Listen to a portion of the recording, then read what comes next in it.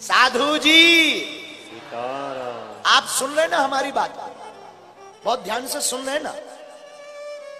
पैसा तुम इसलिए मत रखो कि बुरे वक्त पर काम आएगा। मैं कहता हूं तुम ईश्वर पर भरोसा रखो, बुरा वक्त ही नहीं आएगा। है? आपको हम भगवान के भरोसे पे एक कथा बताते हैं, सत्य घटना। अभी हमारे गुरु प्रसाद जी चले गए, वो हमको सुना रहे थे। उत्तर प्रदेश में एक बड़ा गरीब आदमी, धुरट, उत्तर प्रदेश में यूपी में एक स्थान है धुरट, उरई के आसपास, अभी भी है धुरट।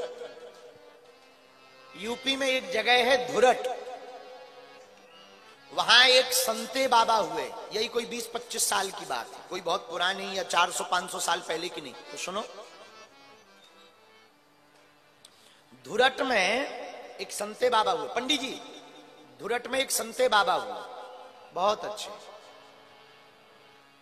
वो एट, वहां यूपी में एक है एट नगर है, एट यूपी में। वो एट नगर में मंडी में पल्लेदारी का काम करते थे, लेकिन बड़े ही भक्त थे राम राजा के। ओरछा वाले राम राजा जो हैं उनके बड़े ही भक्त थे। आहा,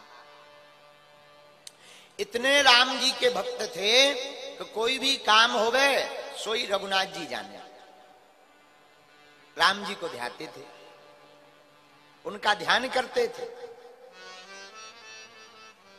आपकी बिटिया की शादी हुई, पल्लेदारी का काम करते थे, तो रुपया तो थे ही नहीं।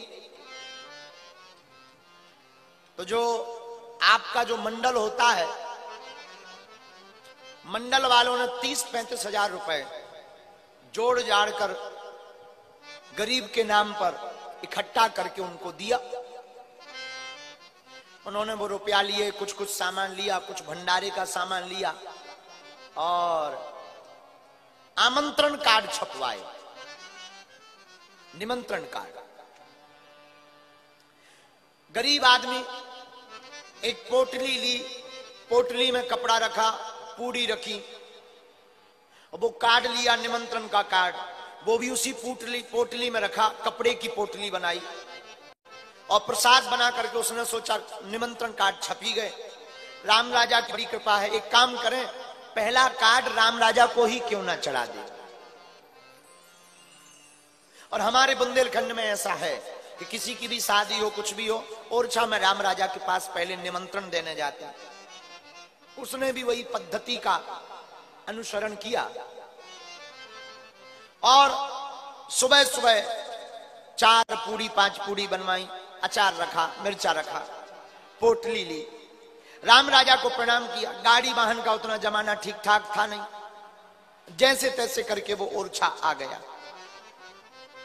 धुरट से ओरछा आया।